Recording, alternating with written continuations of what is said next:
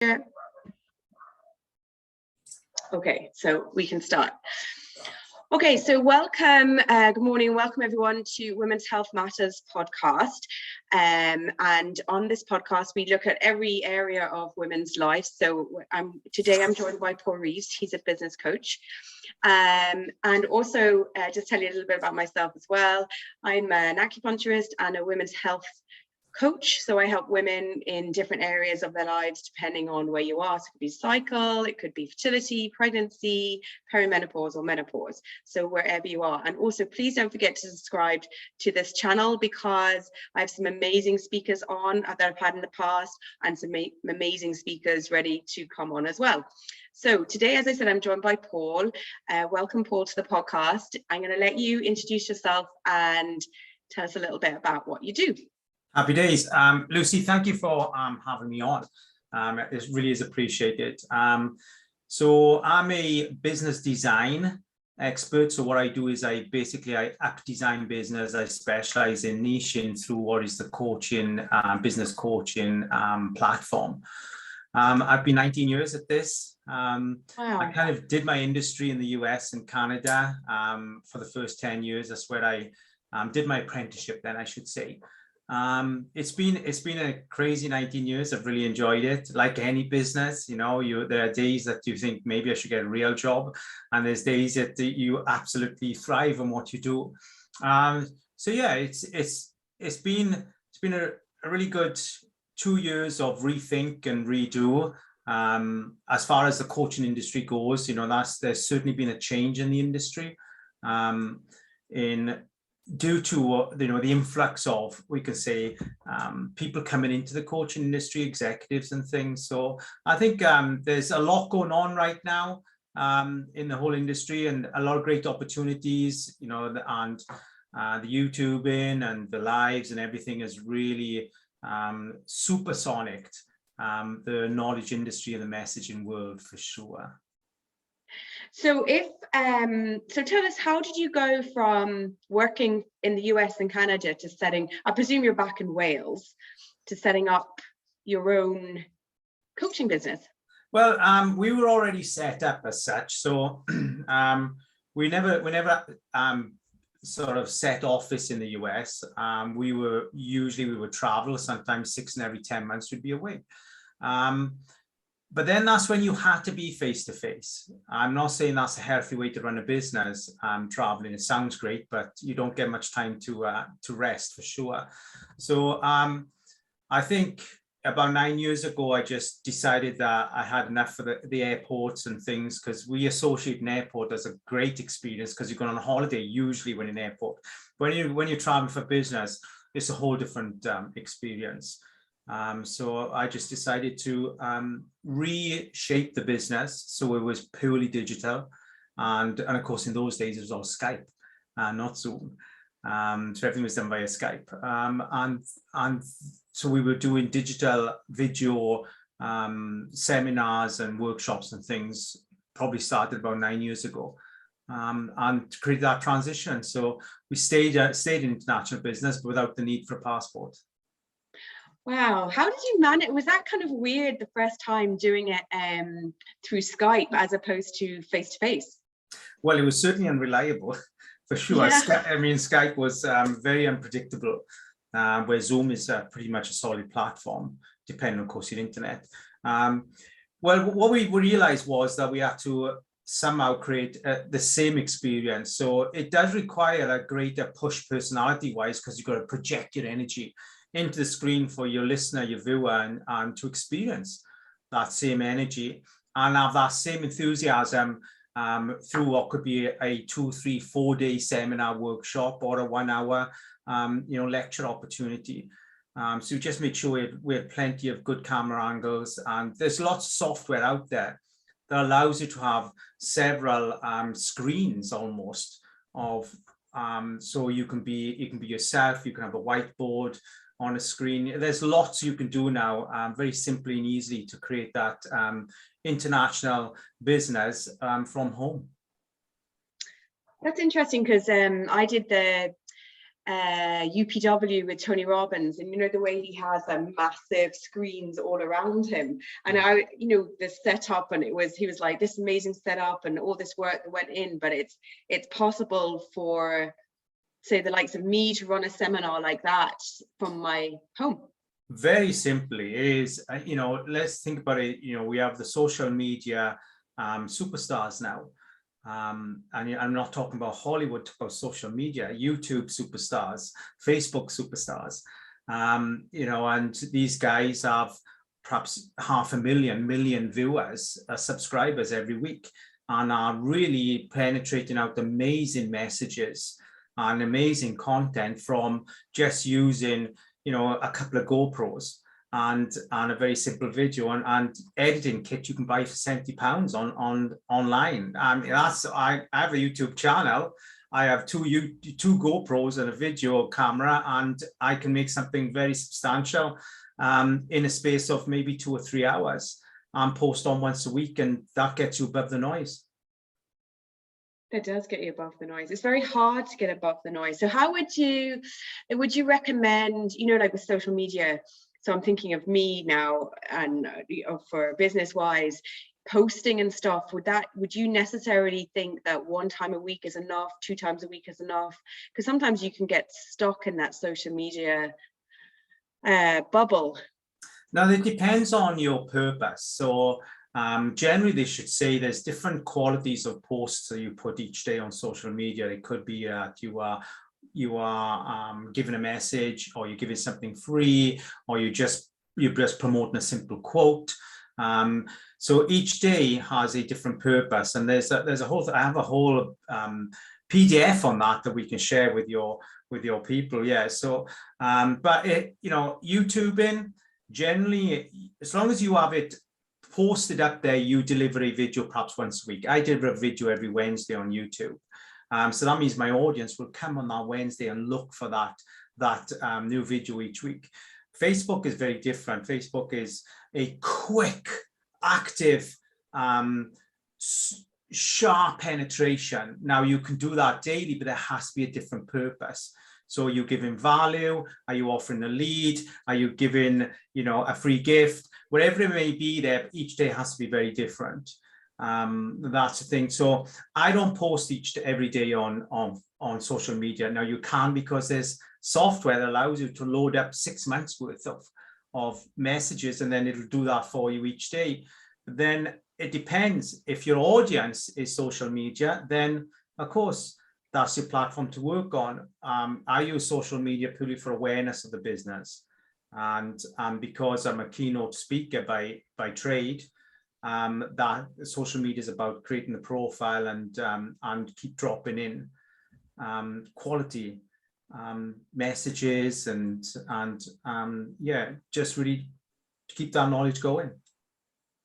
Yeah, because you could get there's so many different platforms like YouTube, Facebook, LinkedIn, Twitter, Instagram, Pinterest. I mean, I've been Tumblr. I'm only naming a few of them. There's so many. You could just be bamboozled with them, or you can find that you get, if you start scrolling on any of them, geez, you could waste half an hour. Well, here's the thing there, Lucy. You have to be very, very specific in why you want to use any of those platforms. I use 3 platforms: LinkedIn, Facebook, and YouTube. They're my choices. And TikTok, although I'm just starting TikTok, I'm very late in the game with that. Now, the reason for YouTube, TikTok, and Vimeo with that another is because I'm investing heavily into video footage this year, because that's really where we are. Facebook supports a lot of good video footage, and LinkedIn also. So you have to be really sure of why it is you're using the platform first, and then you build to that platform. If you're creating content that's really better for YouTube than Facebook and putting it on Facebook and hoping that audience will give the same reaction as YouTube, then that's not the case. So you have to be very shaped in your material for each of the platforms, but doing them all, if you have the time, but you'll not have any time to run your business if you do them all. That's the other problem. So how do you know how do you know which platform works best for you? Well, that depends on your product. So for me, being that keynoting is again my key trade, and of course seminars, and I'm project coaching. So I'm someone that, being an extrovert, I really enjoy delivering, and I enjoy being in front of the camera. So the YouTube then really fits my values and the strongest part of who I am, which is basically I love showing off. I was allowed to as a kid. So that has really helped me in my career. So being that I project out, then of course YouTube, Vimeo, TikTok, and Facebook kind of promotes that type of personality for me anyway. So that's why I focus there. LinkedIn I will use for promoting what is my business video hints and tips and things. So you just got to be conscious of what's the strong point of me. So Lucy really knows how to pull a podcast together, really knows how to ask the right questions, and this kind of environment fits you. So you know that you're a shop window environment. So you know wherever you have to be, that platform has to accommodate that shop window effect. Because you're creating a business effectively where you're in a goldfish bowl where everybody can see you from every angle. Yeah, it's true. Actually, I had this conversation. I actually do work with a business coach, and so for me, the worst thing for me, and I have to say, through Pat Flattery, actually, I listened to. He had 3 speakers on about doing online, bring your business online. And 3 really amazing speakers. And the last one, and for the life of me, I can't think of his name, but he came on, and I'm dyslexic. So he came on and he went, I'm dyslexic. So if there's mistakes in these slides, message me or tell me afterwards, PM me, whatever it was. And I was like, oh my God, because that would be a big fear of mine, is doing slides or doing something, writing something down or an email or anything, and then going and then seeing afterwards, because I don't see it at the time, and maybe I could read it 20 million times and I'd never see the mistakes. And I was like, thank God someone's actually just said, I'm dyslexic, sorry about this. Well, same here, girl. I'm dyslexic, and I've sent many important documents out with an array of typos in there, misspells, and you're right. Myself and my words, my spell check, we have lots of quarrels, and that's how it is. But it's fine. It's absolutely fine. Yeah, I know. So for me, doing videos, doing this, talking. Brilliant, because I don't have to write it down or spell it. Here's the thing: don't become too reliant on the kudos and the likes and the numbers of likes and kudos that you get. Don't become reliant on that. Anything social media now is a slow burner, and requires it's organic approach. It's understand Google Ads. That's a big one. Understand how that works and how cost effective that can be, especially if you want to grow a YouTube channel. For very low investment of just maybe £40 a month, you can really excel a YouTube channel. And it doesn't have to be a lot of work. Yes, you may have to put maybe 4 to 6 hours of your week into that YouTube channel if you want to do something substantially different, and that has a bit of sort of quality production about it. Remember, people have become camera savvy very quickly now, and the DIY production is of a good quality these days. So if you want to go into YouTube, then just watch what people are doing on there. Look what the guys that are the YouTubers that have got substantially high numbers. Look at the quality of production that they put in. But remember, they haven't got a team about them. It's themselves and a couple of cameras, or themselves and a buddy. You just got to know that, just walking with a camera on a selfie stick is not enough now. You have to be thoughtful to your production and thoughtful to the story behind it and what that outplays like on your channel. And people want to see the real part of you. My last YouTube take, it was when I first woke up in the morning in my camper van, and we're talking about alignment. and stubbornness and persistence. And I'm in my camping gear, in my camper van, because I'm a lifestyle business person. So I like to travel. So be conscious of the quality of what you're videoing. And if you haven't done it before, then just look at what other people are doing. It's common sense. It's very easy now. Yeah, I mean your iPhones are brilliant, aren't they? Or your phones, Android phones, whatever. They have such great quality video on them now. Yeah, it depends on what you want to turn out there. It's like, so I just got a couple of GoPros and these are inexpensive, pieces of kit, and an old video camera that I use for doing, and it can piece together very easily. So it's good to look at what other people are doing and then put your standards there, and you'll do well on social media. Well, you gave me something interesting then, because I didn't realize that using Google would help promote your YouTube channel. Well, if I'm right, Google owns YouTube. They do, you're right. Yeah. So what that means is that when you're using their Google ads and you're on YouTube, then of course they won't do the best they can for you. They don't want you to use anybody else.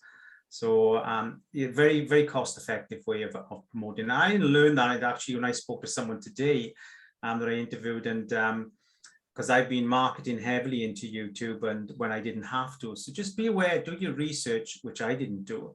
And you'll find this a lot easier than what we think to get those thousands of subscribers that then create, of course, a passive audience for you to sell to. Because if they're subscribing to you, then they're very interested in your values. Absolutely. Yeah, they are interested in your values. That's very good. That's a very true point. So tell me, your keynote speaker, what are your topics? What do you talk about? Well, generally, it's anything to do with emotional intelligence, emotional business, and really building, a great health-minded business mindset.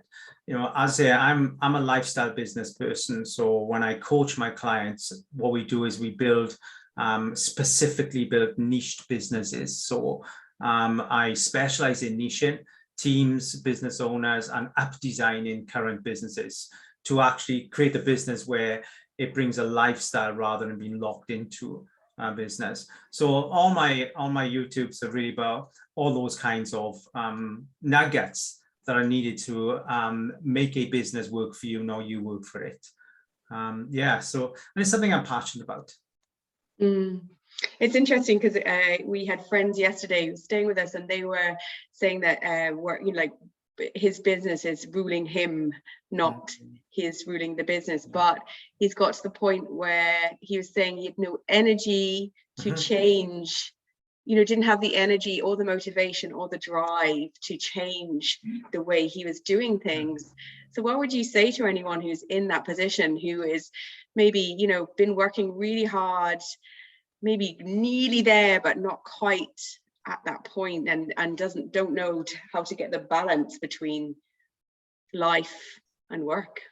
Okay, this is going to be a few layers because that's a very rounded question, so bear with me, okay? That's okay. That's a long-winded question. It's a beautiful question. So first of all, disruption. If you don't disrupt what you're doing, you're just going to repeat it and hope for change. So you have to be brave and disrupt. When you disrupt, you become persistent, which means you're now thinking about what you're doing. So most people get to a point where they actually can't get any further. They don't know why. They don't know why. That's for two reasons. Because they're doing the same things. You have to, again, disrupt. So by disrupting means you really strategize your ego for one. Our ego is what prevents us actually from making success. There's two forms of ego, Lucy. There's a healthy and an unhealthy ego. Your unhealthy ego is what thrives on what is your loyalty to disappointment. So when you're loyal to disappointments, which we inherit from our parents, by the way, that's something that every given human being has in the world. We inherit their disappointments because they play it out in us, then we play it out in our business. So when we are loyal to disappointments, it means we refuse to make decisions that can advance us in the fear of that decision becoming a disappointment. So we are loyal to the disappointment of something that's not happened yet. Now we then convince that into our business. So the third thing is a business is a guarantee. An absolute guarantee for success, because a business module is designed to do one thing: make money from an excellence of service or product. Done. That's what it's designed to do. So when we go to companies' house, as we do here in the UK, we register our business. Here it is, Paul Rees Business Coaching. Registered, off the shelf, I now own it. Now what I'm going to do is, I'm going to actually train that business to either not make money, break even perhaps. I'm going to train that business modules like, what are you doing? You're asking me now to lose money because you were disappointed about something that hasn't happened yet, because you're loyal to disappointments, because you inherited that. So when people get that place, they just can't get any further, because they replay in the same disappointment, which can only pay them the same amount as the same practice, if that makes sense there. So you have to disrupt that, and disrupt that, you have to look at yourself. It's not business. A business is not successful. The person in the business is successful. A business is a make-believe product. A business is something you actually make up into reality, but you make up from your own heart, your own mind, your own belief system. You make it up from there, unless, of course, you are buying somebody else's business, then that's different. Or you're purchasing a franchise, that's different. But if you decided, like you have, Lucy, to create your own business, it's being made up from your mind, your heart, and your belief system. All those belief systems have triggers and traits, and there's two great ingredients in there. One, imposter syndrome. 100% of business owners' ingredients, imposter syndrome. That's why they can't price. That's why they cannot price their product accordingly. And the other is loyalty to disappointments. Staying loyal to disappointments and then replaying that in the next decision within the business module, which then is saying, well, we can't make money on that decision because it's already a disappointed outcome. Then it doesn't make money. That's why your friend there is exhausted, because when we keep replaying the disappointment, it removes energy. It removes positive energy. We become exhausted. And then we can't think. Then when we can't think, we lose the quality of our ideas. We lose our thinkability then. That's what happens then. We lose in the value, the idea's value of how we think to create what is business sense calculating skills. Unless we have those in place, we can't create the business. Do you see? It's listen, business is easy. People are hard. The business owners that decide to run a business are hard. They don't realize, I hope that you viewers get this. When you open up a business, you've opened up a shop window of everything that you are. Everything that you are, feel, and think is now exposed in that shop window called your business. You can't hide that. And if anybody's under the illusion, their customers won't feel that when they come to their business, then they need to go and rethink. Because that is the case, always. That is an absolute guarantee. I'm not buying from you, I'm buying from your emotions. If you have 100% belief, I'll buy off you without any thought. If you're doubting your product, I will doubt your product before I've even read it. If you're uneasy about your pricing, I will dabble with you because you're giving me that feel of uneasy. If you're unsure of your pricing, then I'll be unsure of your pricing. I'll ask you to do it cheaper. Then what you'll do is you sell your product into what we call is the low income, high maintenance market. Business is easy, girl, if we get ourselves out the way, or we do the work in ourselves the way we need to. That is so true. It is so true. And here's the thing, how simple is that? When you're listening to it, you think, oh my word, Paul, this is just common sense. Exactly. Yeah. And that's all business is. Business is emotional common sense. Remember we said that, emotional common sense. That's all business is. Yeah. Yeah, it is. And it is about trusting your product and trusting that you can do it. Yeah. And then putting a value to that. In the knowledge industry, most people come into the knowledge industry because they've had an experience that they want to share through either a coaching, mentoring opportunity, regardless of what category that is in. But then in the knowledge industry, you actually have to put value then, an invoice rate to that experience. 99.9% of those in the knowledge industry fail to price correctly because of imposter syndrome. Okay, because of imposter syndrome. Yeah. Yeah, that's true. It's very true. It's Absolutely. something that everyone, they do struggle with. What would you say to someone then who's screaming here, listening to us going, I have imposter syndrome? What would you say to them? Wow, that is a beautiful question. And you're going to give me half a second to process that question, okay? Because it's such, so coming in with the exact, or coming in with an answer that would even give that a kind of starting point. Okay, let's do this. Let's put an exercise in here. Because the thing is, in order to manage your imposter syndrome, you have to first of all recognize the value of you. Reason why we have imposter syndrome is because we lack in worth. That's a fact. So let's do this, Lucy. So all your people out there are watching this right now. So what I suggest you do is go to your shop, go to your local supermarket and buy yourself some quality writing paper, envelopes, and a good pen. Then what you're going to do is you're going to come home once a month, every single month for the next 12 months, you're going to write yourself a love letter. You're going to write the letter. So, dear Lucy, I'm writing to the 10-year-old me, and I just want you to know how important you are to me and why. This is going to be a double-sided letter, A4 size in the UK, no smaller. You don't write 1.5 pages, you have to fill both pages because you have to listen into you the way you never have.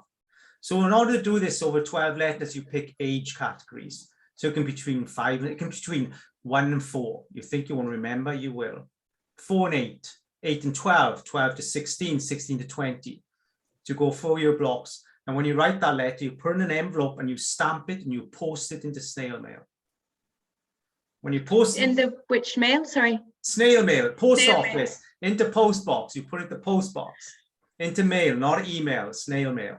Okay. Out it goes.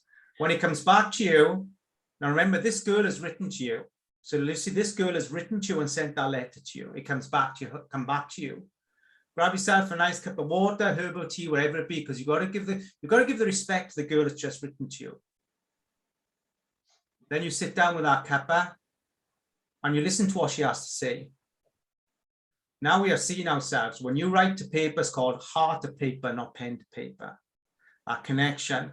When you read that letter, you do that every month. Isn't it beautiful? You do that every month.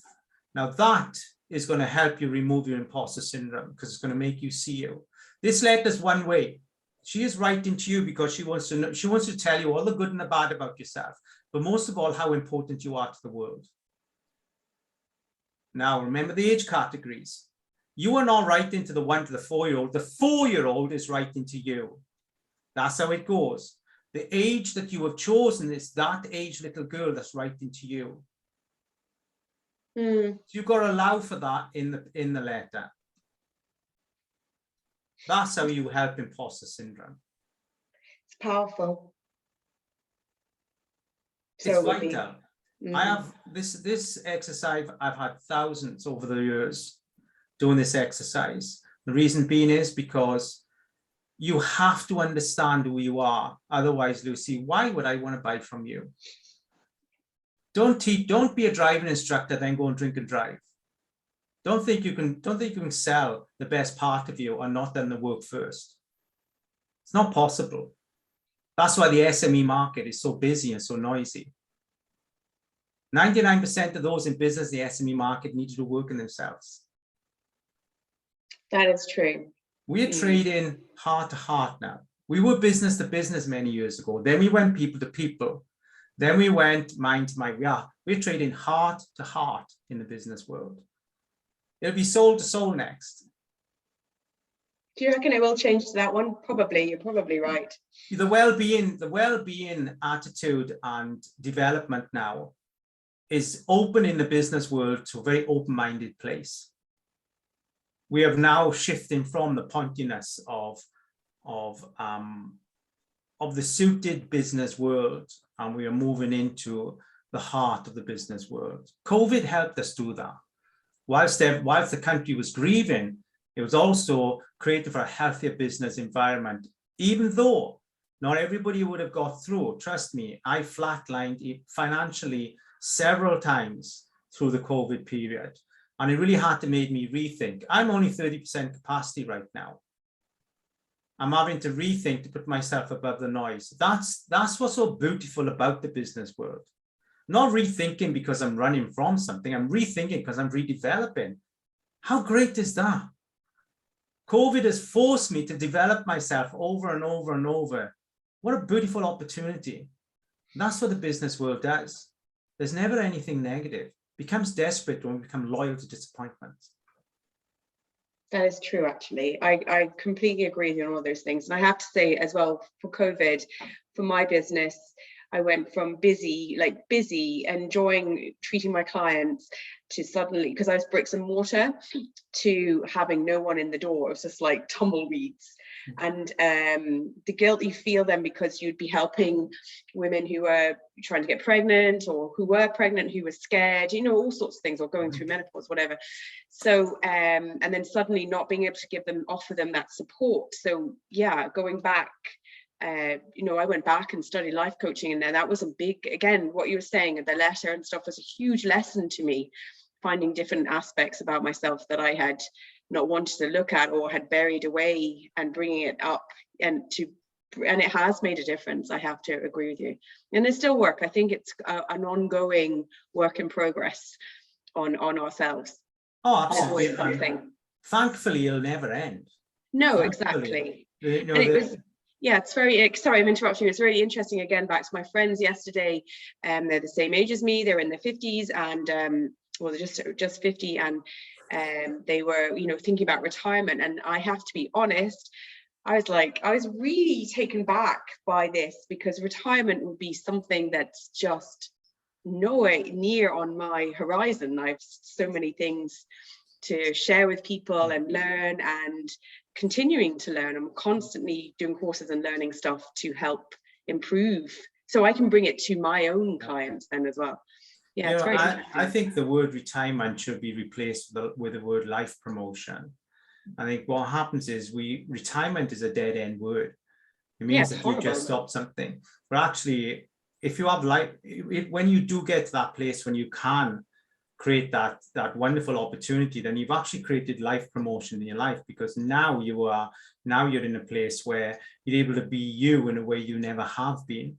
So I think the word retirement is a very it's the wrong word for that event in our lives. It's actually we're giving ourselves life promotion, not retirement. And that then means that, because so many people go into retirement and actually fall emotionally unwell due to a loss of profile. When you lose your business profile, it's a sudden surge of almost negative electricity. I agree. So many people retire and they wilt.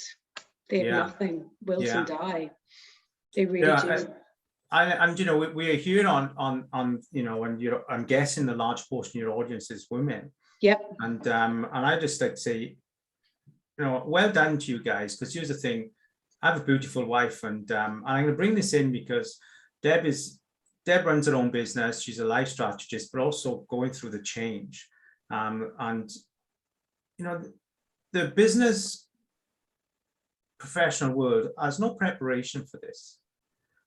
I've seen my wife on her knees some days, and then other days, amazingly active. But what I do see is that if I was half her, I would be pleased with myself. Bear in mind how she has to accommodate what she's going through right now. And I don't think the men will ever be ready for that. I certainly wasn't ready for this experience that I'm experiencing with my wife now. It's been, for Deb, it's huge. But for me, it's like, wow, almost like at one point, it's like, wow, I weren't expecting this. But you know what? If there are men listening to this, really take the time out to sit back and appreciate what it is your wife is going through when they go through the change, because we'll never experience that. As men, we get a good run here.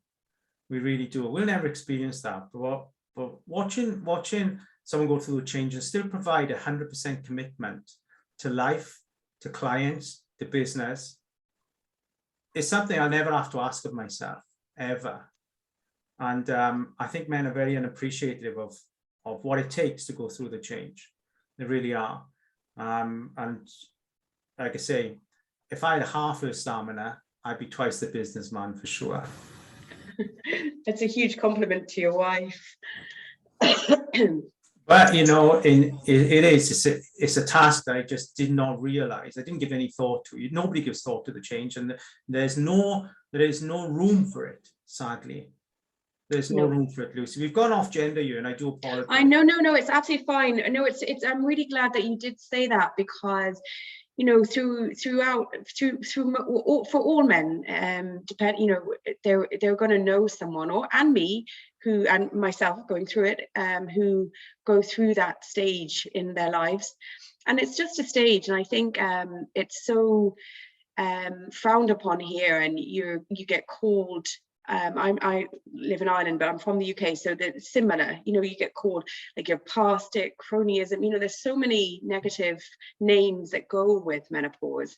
But I think it's, you know, we women have become wiser. Like, we've had 50 odd years on this planet, and maybe starting businesses, run businesses, or even just stay-at-home mums. You know, they still have huge value in to give in life. And just because you have symptoms of menopause, now some women suffer more than others, but like hot flushes or not sleeping shouldn't stop them having a life.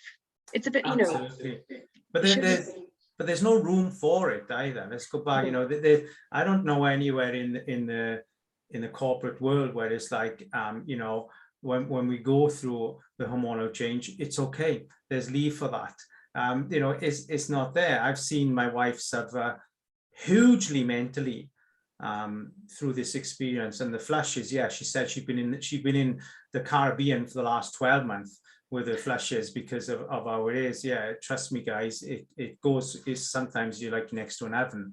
But I think it takes a lot of stamina to be able to realign yourself as many times in a day as what is taking my wife, mentally, emotionally, and physically. You know, I'm talking several times an hour, even, you know, where you have to keep realigning and keep reminding yourself you're going through this. And to collect your thoughts, ready for your next external event, whether it's with a client, whether it's with family, whatever it may be there.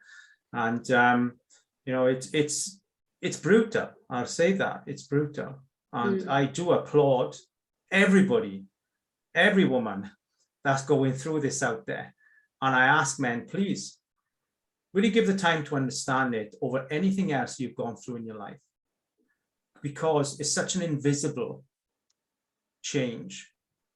It's like when people say they got bad backs, nobody has sympathy for someone with a bad back or a migraine because they can't see it. No. And it's exactly the same for the menopause. They don't have sympathy.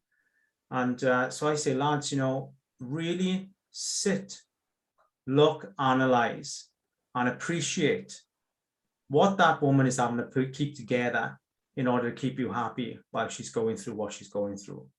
It's a task. It really is. Yeah. It is. Actually, you couldn't have said it any more beautifully. Thank you for that. Thank you. I'm in awe of how my wife is, and she's in probably her second year with this. I'm in awe of how she's managing this. It's just, wow. That's just fair. It takes an endurance of an athlete. Yeah. Yeah, no, it's very true, and as I said, it's really good that you've said that, because, you know, it honors your wife and it honors other women out there who are in this position, you know, that are suffering, you know, trying to run their businesses, run a job, you know, being at home as a mom, any of those things, because everyone suffers from the symptoms of menopause. And menopause is a natural life process, but the symptoms that go with it aren't. They shouldn't really be happening to us, and there's lots of reasons why they do, and that's what I do, delve in to find out ways that we can improve them or try and fix, you know, you can't say fix, but improve them as much as you can. Yeah, so that's where, you know, that comes into it, and it is something that it's not spoken about. So it's really good that you have brought this up and said it out loud. Yeah. And even things like you're writing that letter to yourself as well as a menopausal woman throughout their life, because menopause happens, again, we're digressing here a bit, happens when we're born. You're always on that journey to this point in your life. Yeah. Yeah. Isn't that amazing though? I'm fascinated, I talked to Deb about it, and I have some amazing conversations. Like, I asked for the details of what she's going through, because I really like to understand these things. I'm like, wow, how does your body do that? Anyway, we've gone into one and we're going too far with it, I'm sure. But yeah, Lucy, and I always say this, that business women have got a different edge to a businessman because they have a different level of stamina, endurance. You're built that way. You carry life. We do not. And you can carry that, 9 months at a time, as many times as you want throughout your life. We're not built for that. We're built for really just muscling up with other men and getting into trouble, I guess. But I always say that a woman definitely has a different way of thinking and different stamina to that thinking, for sure. Yeah, no, it's true. It is true. And it's tough in business. I know I have had clients who've actually stopped their jobs or not gone for promotion because of menopause, and have gone, if only I had known about you before this, I could have moved forward with my career. Yeah. And that's tough. Or, that they would have started something or tried something new. I think that's the message that's important, that you can get support through this. And like what you do through your coaching, through business coaching, helping, strategy, niching it in what people need. It's looking for that help and not feeling that you're a failure, actually looking for help. I think that's the big key thing in this. Yeah, I think, Lucy, if you go through life knowing that there's never a problem, only a puzzle, just that small quote in itself just breaks everything down to such an easier way to think and to strategize. Yeah, for sure. Yeah, very much. And we're in a beautiful time right now. It's so easy to start new ventures, bolt on new ventures. It's so easy to do that now, and we are lucky we do live in a part of the world that does promote self-confidence within designing your own business and starting your own business and things. And the knowledge industry now is peaking, and will peak for another 10 years at least. And it needs to, because, as I say, we're becoming a heart-to-heart business world. So I think that we're going to get healthier emotionally, and I believe that we'll become more open-minded over the next 10 years to the importance of almost your spiritual being. So we become more human being over human doings in the world. I believe we are heading that way. We've been human doing for so long. And there was only a matter of time before, the innate part of us is going to say, okay, now it's time to be human being. But to be that, you all got to understand your well-being, and you've got to understand your mind being, you've got to understand your heart being, and all these beautiful things. So yeah, we are definitely becoming more of a colorful business world now. I actually really like the way, because my background is traditional Chinese medicine.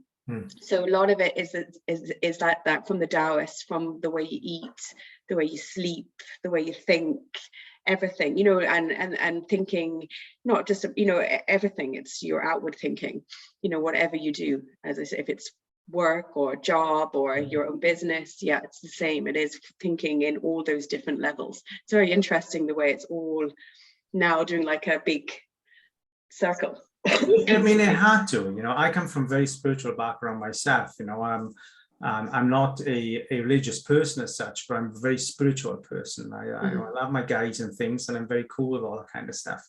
And I think that it had to come round that way, because that's the natural part of us, which is, using the innate part, using that spiritual belief. Business is really about creating a message. It's all business is. It's a module that's designed to create a message through something you love doing. And the byproduct of that then is money. Money comes in to increase the size of the message, to increase the love of what you do, to bring in more money, to increase the message. That's all business is. That message could be a product, it could be from the knowledge industry, wherever it may be. But if that message increases and improves the health ecosystem that we live in, then naturally you'll be successful. That's an organic guarantee. But if you're penetrating in it from the wrong direction, where you're saying, okay, I'm chasing money, or I'm just chasing fame, then of course that's ego driven. So you'll have an ego business. Ego doesn't last. It's not possible unless it's a healthy ego. You see, it's very different. Ego, you know, it's, I have a philosophy that if you're driving a business forward that has no quality of a message, then that's where you have to look at first. You can have the shiniest, best product in the world, but if you've got the wrong intention behind that, then it's not going to be successful.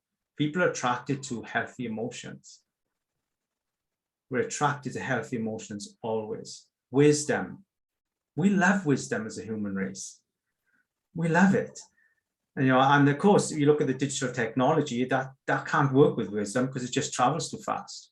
With wisdom, you actually have to stop and think. Yeah. And allow thought.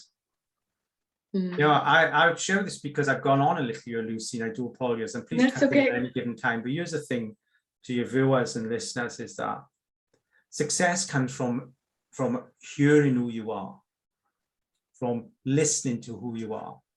Most people only hear this far back. So they'll hear their thoughts only to about there. And then they pull them forward and just work with them. The real wise people, the people you think, how are they so successful? Because they hear from right back there. They hear their thoughts at the level that most people do not. Most people are listening for the loudest thoughts they can. Just think about that. Think about when you listen to your thoughts. The front thoughts are super loud. They're the ones where it's like, oh, I should have gone left, not right then. They're your loud thoughts. They're where your swear words come from and all those things. Then you get your middle thoughts. These are just general conversation holders. Then behind that, you get your kind of idea thoughts. Most people stop there. But those who really listen to themselves, really understand themselves, and you don't have to meditate to do it. I love meditation. It's a big part of my life. But you don't have to meditate to hear this. Just got to allow yourself to hear the subtlest of thought that will have the greatest of outcome. Listen and keep listening. Allow yourself to hear your thoughts. Most people are reliant on these little things, thoughts. Yeah. These can't think. These actually stop you from thinking. So those who are successful are the ones who hear themselves more than anybody else. That's what creates for a successful life into business. It's never business into life. Life success creates business success, never the other way around, regardless of what it will look like. Regardless. Just a thought. No, it's really good, and it's a really good thought to end on, and I would actually 100% agree with you on that one, actually, because sometimes if you just let that yourself go back, as you say, that far, there's some pretty amazing stuff there, actually. There really is. Oh, yeah. And I know that from speaking from myself, there really is, when you just let those thoughts come in. Yeah. And don't block them, and don't be scared by them. I think some people can be scared by them, yeah. Because they're just thoughts, they're nothing else. You can act on them or you don't have to. Yeah. Wow, Paul, you've been an amazing guest, and thank you very much for sharing what you do with us and your story about your wife. I really appreciate that, because, and so would my listeners. So thank you very much for being on today. Thank you. And everyone, don't forget to subscribe and keep looking out for new episodes that we release once a week, and have a great day. Thank you. Thank you. Bye.